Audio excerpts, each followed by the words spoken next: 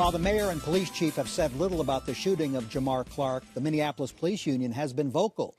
Union head Lieutenant Bob Kroll called a news conference to say that Clark had his hands on an officer's gun when he was shot. Kroll also stated that Clark was not handcuffed. The union official has been critical of the police chief and the mayor's handling of protesters this week.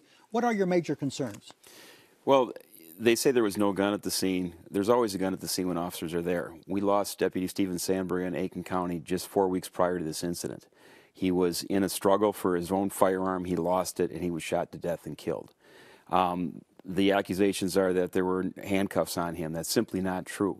The evidence will show that, first of all, Clark was a violent felon. He had just got done committing a domestic assault.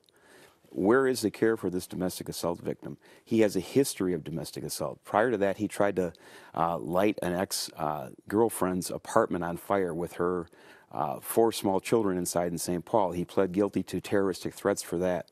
He did 41 months in prison for aggravated robbery. Mr. Clark was a violent man. He had 19 arrests prior to the age of 24. Okay, so that's a concern. He had every opportunity. He dictated the outcome on that. The police didn't just pick him out of a crowd. The officers were dispatched to that scene because he had committed an assault on a female that was being treated in the ambulance. And the ambulance, the paramedics called for police.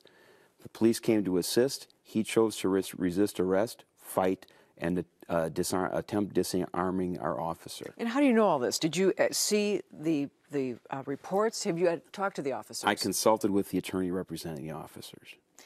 So do you feel this shooting was justified? Yes, I do. I think in the end, this is going to be a justifiable homicide. The officers will be exonerated of any wrongdoing. And I saw the Black Lives Matter clip. You've got to question, where is Black Lives Matter when we've had 42 murders, criminal murders in the city of Minneapolis this year, 80% of them being African American. So where is the outrage then? Why are they upset over what will, in the end, will be a justifiable homicide? What about the handling of the protest camp at the 4th Precinct? It's being completely mishandled. We've allowed them to occupy the precinct for all week, 4 days. You saw clips of it, fires in the street, camped out. That's impeding our ability to give good police service to people that need it. You've got to go out on calls and in progress and protect citizens that are paying for our protection, and they're impeding our ability to do that. Those people need to be removed. Officers have to get in. But they're peaceful. I mean, you have the right in this country to peacefully coalesce and protest. Yes, Kathy, but throwing Molotov cocktails and shots fired outside the precinct is certainly not peaceful.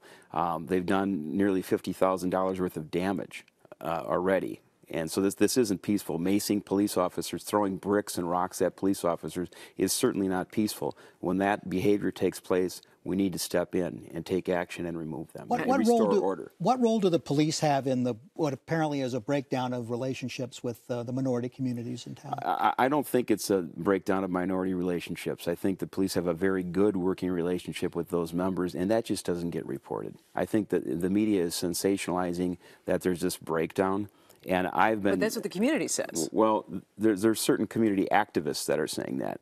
The hardworking people that reside in Minneapolis have given me nothing but good feedback since this has gone on. They appreciate and support the police. What we're worried about is politicians getting in bed with thugs. The last time this has happened in my career was 1992. There's a group called United for Peace, and our politicians and our police administration struck up this cozy relationship, and then they ended up planning and executing Jerry Hoff at the Pizza Shack at 17th and Lake, in the heart of the district that I was working at the time as a patrolman. Our officers are very afraid of that happening tonight. Last night we had a Federation meeting. There was over 100 people there, and that was brought up. The climate is exactly the same.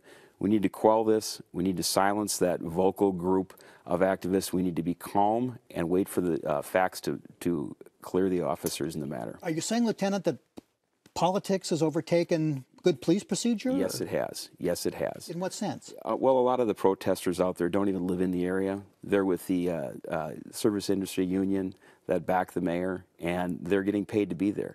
Do you think these people have that time off work to camp out there all week long? No, they're professional protesters.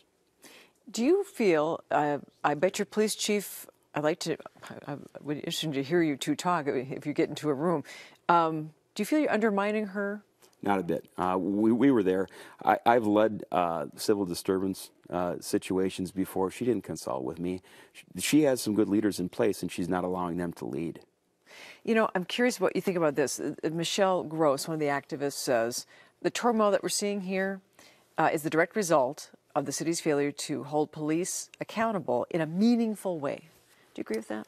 I don't really agree with anything Michelle Gross has to say. She's not a very non-credible person. Something very wrong must have happened with her and the police in the past, but most of her claims are unfounded. She's been doing this for 20 years. She's a professional antagonist. So you feel that the way our discipline that we have here, our system in Minneapolis, ferrets out the bad cops. It's a fair system. These officers we've had civilian review, we've had OPCR, we've got internal affairs, you've got civil rights. There's 11 different formats that they can investigate officer misconduct. All right. Thanks, Lieutenant. We should have more time. Thank Thanks you much. for having me. Appreciate it.